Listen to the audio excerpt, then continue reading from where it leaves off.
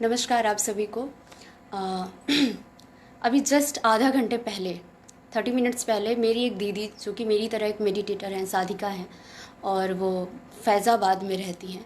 उन्होंने मुझे फ़ोन किया और कहा कि अमृता, मुझे सुबह फ़ीवर फ़ील हो रहा था, फ़ीवर था, तो मैंने उसके लिए दवा तो ले ली, लेकिन अभी मुझे सुबह से ही मुझे सांस लेने में थोड़ी दिक्कत महसूस हो रही है। गले पे कुछ फंसा फंसा सा लग रहा है और चेस्ट में भारीपन महसूस हो रहा है।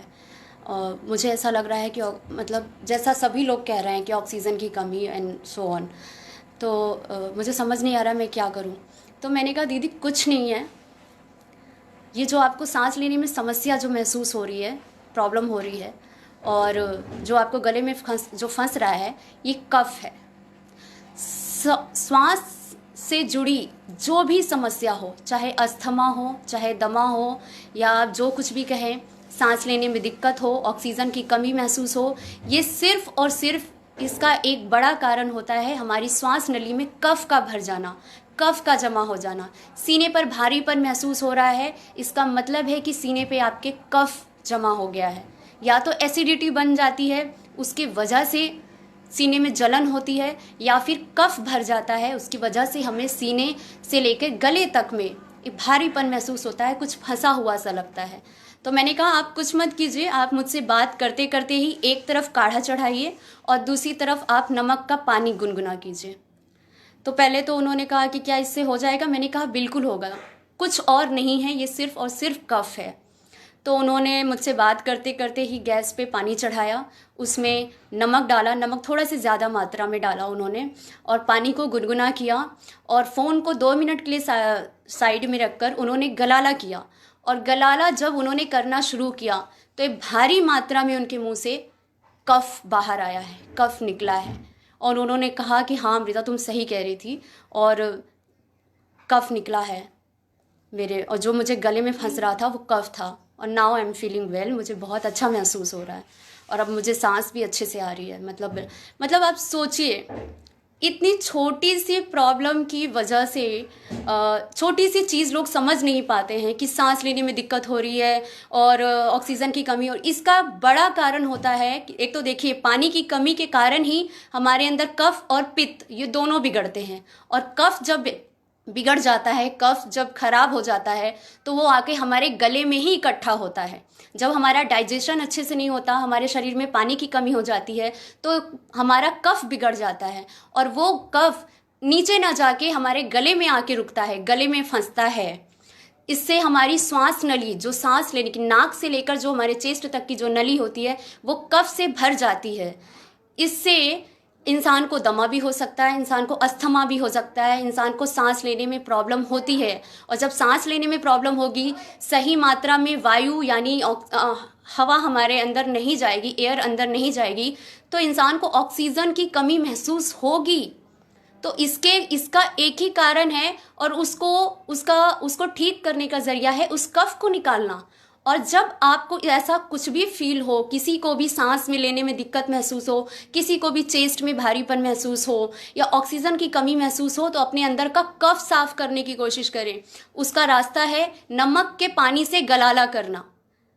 ज़्यादा नमक डाल के पानी को गुनगुना करके खूब गलाला कीजिए, 2 बार 3 बार। आप देखिए जैसे जैसे यहाँ से कफ खाली होगा, या तो कफ अंदर चला जाएगा, डाइजेस्ट होगा, या तो मुंह के जरिए बाहर निकल आएगा।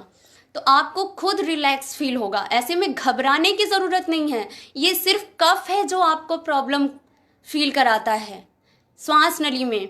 और दूसरा रास्ता है, दूसरा एक तरीका है बहुत ही अच्छा। मुझे कभी भी कोल्ड होता है, मुझे कभी भी सांस की सांस लेने में दिक्कत हो या जुकाम खांसी हो, तो जल नीति के बारे में सबने सुना है, लेकिन इसकी एक कंडीशन होती है कि खाली पेट करना चाहिए। सुबह के समय नहाते समय जब आप खाली पेट होते हैं, उस समय जल नीति करना। जल नीति कैसे होती है? नाक से पानी खींच के उसको मुंह से निकाला जाता है। तो आप देखेंगे जो नाक से लेकर और आपके गले तक की जो श्वास नली होती है, उसमें जो भी कफ जमा होता है, जब आप नाक से पानी खींचते हैं और मुंह से निकालते हैं, तो वो कफ धीरे धीरे आपके मुंह के जरिए बाहर निकलता है। कुछ बाहर आ जाता है, कुछ आपके चेस्ट में जाके इकट्ठा होता है। तो जब तक आपके नाक से पानी खींचने पर तुरंत मुंह से ना आने लगे, तब तक नाक से, दोनों नाक से थोड़ा थोड़ा करके पानी खींचते रहिए, खींचते रहिए। जब एकदम से आपके पानी, मतलब आपने नाक से इधर पानी खींचा और तुरंत आपके मुंह से पानी बाहर आने लगा, तो मतलब समझ लीजिए कि जो नाक का जो रास्ता है वो बिल्कुल साफ हो गया है, कफ वहां से निकल के नीचे चला गया है और कुछ बाहर आ गया है। उसके बाद क्या करना है, जब नाक का रास्ता साफ हो जाए, उसके बाद मुंह में उंगली डाल के जो गलाला करते हैं, जहाँ तक आपकी उंगली जाए गले में, उसको डाल के खूब अच्छे से कुल्ला करना है, खूब अच्छे से गलाला करना है। तो देखेंगे जो आपके चेस्ट पे जो कफ जमा होगा वो वॉमिटिंग के रूप में, मतलब पूरा का पूरा मुंह से बाहर आ जाएगा। आपको इतना रिलैक्स फील होगा, इतना रिलैक्स फील होगा, और आप फील करेंगे कि आपको अगर ज़्यादा दिन से, अगर आप कोल्ड से भी परेशान हैं या किसी भी स्वास्थ्य संबंधी समस्या से आप परेशान हैं, उससे आप बिल्कुल निजात फील करेंगे, आपको बिल्कुल उससे रिलैक्स फील होगा। कफ को हटाने का यही सबसे अच्छा तरीका होता है। जब भी कफ बिगड़ जाए तो कोई मेडिसिन नहीं खानी चाहिए, कोई भी सर्दी जुकाम की दवा नहीं खानी चाहिए, कोई केमिकल बेस्ड मेडिसिन नहीं खानी चाहिए भूल से भी, क्योंकि वो क्या कर देता है, कफ को और ज़्यादा जमा कर देता है, और वही फिर आपके सर में दर्द होता है, वो प्रॉब्लम को और बढ़ाता है, कम नहीं करता है। तो आप सभी को ये बात मैं इसलिए बता रही हूँ, इसलिए शेयर कर रही हूँ, क्योंकि जो लोगों में ज़्यादातर समस्या देखी जा रही है सांस से जुड़ी हुई, ऑक्सीजन से जुड़ी हुई, उसका मेन कॉज ये है कि लोगों के अंदर कफ जमा हो जा रहा है, कफ फंस रहा है। तो उसके लिए घबराने की ज़रूरत नहीं है, सिर्फ आपको अपना कफ साफ करने की ज़रूरत है। उसके लिए नमक वाले पानी से गलाला कीजिए, काढ़ा जिस तरह से मैंने कल रात में बताया था वो वाला काढ़ा पीना है। लौंग और दालचीनी या अदर वाला काढ़ा नहीं पीना है, सिर्फ तुलसी की पत्ती, काली मिर्च, चुटकी भर सेंधा नमक। 1 कप बनाना है काढ़ा तो 3 कप पानी चढ़ाइए, और उसको खूब पकाने के बाद जब 1 कप पानी रह जाए, तब उसमें आधा नींबू का रस निचोड़िए और इस काढ़े को पीजिए 2-3 बार। देखते हैं कैसे आपको जुकाम नहीं जाता, कैसे आपकी सांस संबंधी समस्या नहीं सही होती, और कैसे आपको सांस लेने में सरलता नहीं होती।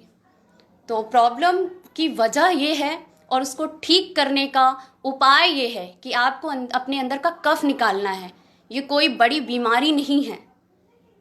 तो आई होप आप सबको ये काम आए।